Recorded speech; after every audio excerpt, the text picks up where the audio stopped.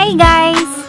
May pinuntahan nga kami na isang heritage site sa May Rosario, Cavite.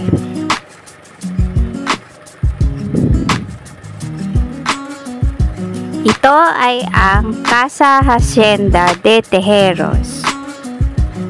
Dito naganap ang Tejeros Convention o ang pagpupulong sa pagitan ng mga katipunero ng Magdiwang at Magdalo para ayusin ang hindi nila pagkakaunawaan at maitayo ang isang bagong revolusyonaryong gobyerno.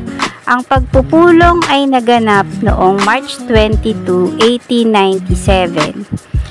Dito rin makikita ang sinasabing tunnel na pinagtataguan ni Emilio Aguinaldo. Makikita rin natin ang larawan ng Rizal family at ni Josephine Bracken na sinasabing asawa ni Rizal. Makikita din natin ang mga mayors na nagsilbi sa bayan ng Rosario.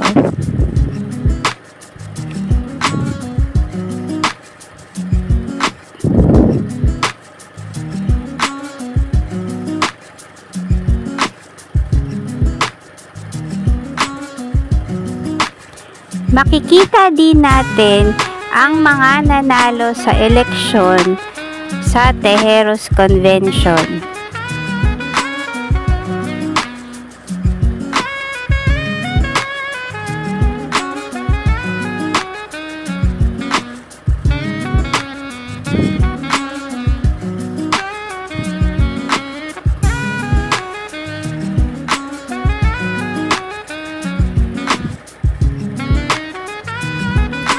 Makikita din natin sa lugar ang ilang natitirang mga guho ng lumang gusali at ang schedule kung gusto ninyong bumisita.